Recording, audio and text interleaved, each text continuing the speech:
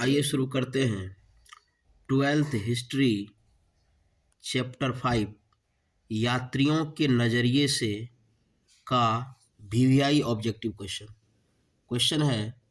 Ibn Battuta ने अपनी यात्रा का विवरण लिखा था। हम लोग पढ़ चुके हैं।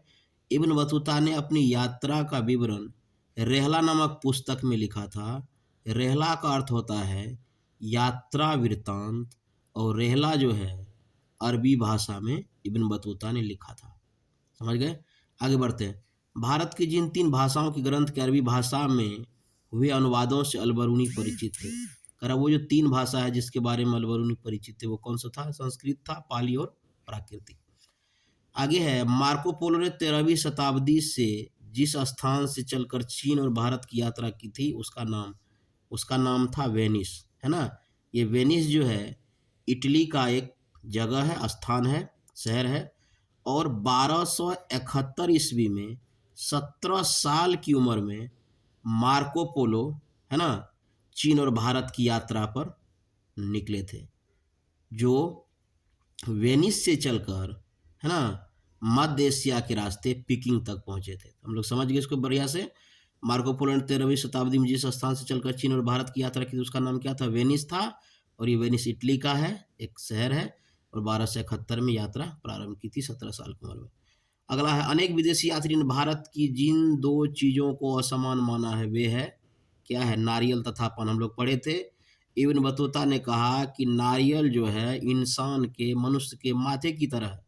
जैसे नारियल में 2 आँख होता है तो मनुष्य के भी माथा में, मतलब सिर में 2 ठो आँख का जगह है ना।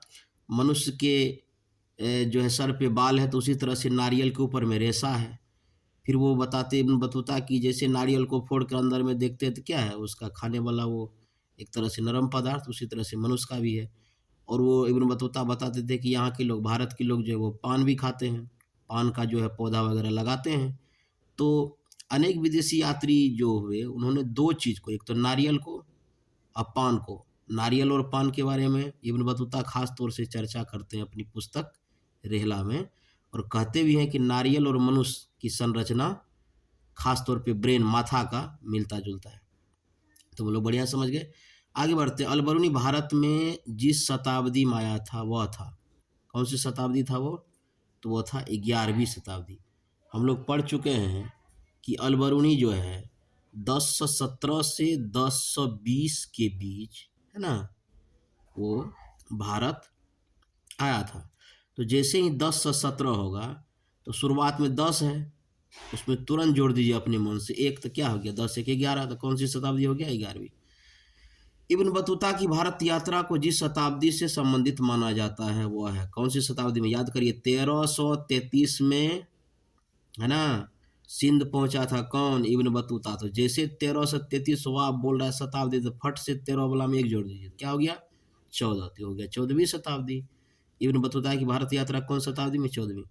फ्रांसवा बर्नियर किस देश से भारत आया था? जानवे करते हैं, नाम ही है फ्रांसवा, फट से समझ जाइए फ्रांस। इब्न बतूता के अनुसार उसे मुल्तान से दिल्ली की यात्रा में कितने दिन लगे थे? 40 दिन। मुल्तान से दिल्ली आने में 40 दिन लगे थे। और फिर सिंध से दिल्ली पहुंचने में कितना? 50 दिन। तो इब्न बतूता के अनुसार उसे मुल्तान से दिल्ली की यात्रा में कितने दिन लगे? 40। रिहला के रचनाकार कौन है? कोई जरूरत नहीं इसमें खास माथा लगाने का, बता भी चुके इब्न बतूता। अगला क्वेश्चन पे चलते हैं।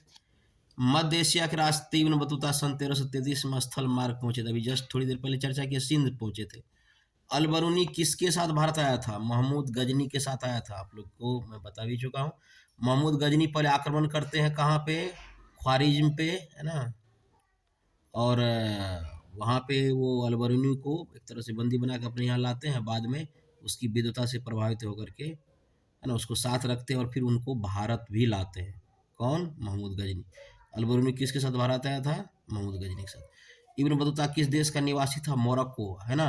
दक्षिण अफ्रीका के मोरक्को के तंजियार नामक स्थान का वो रहने वाला था।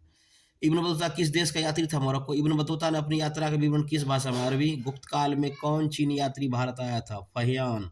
और जब भारत आया था फहियान उस वक्त, है ना, चंद्रगुप्त द्वितीय जो है उसका शासन था। समझ गए। अगला है दिल्ली से दौलताबाद किस शासक ने अपनी राजधानी परिवर्तित की? मोहम्मद बिन तुगलक। मोहम्मद बिन तुगलक को पागल बादशाह भी कहा जाता था। इन्होंने अपनी राजधानी को दिल्ली से दौलताबाद हटाया था। कहा जाता है कि उसमें एक ऐसे विकलांग व्यक्ति थे जो चल नहीं पाते थे लोगों के साथ, लोगों के झुंड में, तो उसको हाथी के पैर में बंधवा करके तब खिंचवाते हुए ले गया था मोहम्मद बिन तुगलक। इतने खतरनाक थे, तो इसलिए इसके नाम में दिल्ली से दौलताबाद जो है अपनी राजधानी परिवर्तन करने में इसका नाम आता है। वास्को डी गामा भारत कब पहुंचा? 20 मई 1498 को। इसका आंसर हो जाएगा 20 मई 1498। और है फिर किस शासक ने अपनी राजधानी दिल्ली से दौलताबाद परिवर्तित की? मोहम्मद बिन तुगलक। इस तरह से वीडियो देखते रहिए, मिलते हैं फिर नेक्स्ट वीडियो में। Thanks for watching. जय हिंद।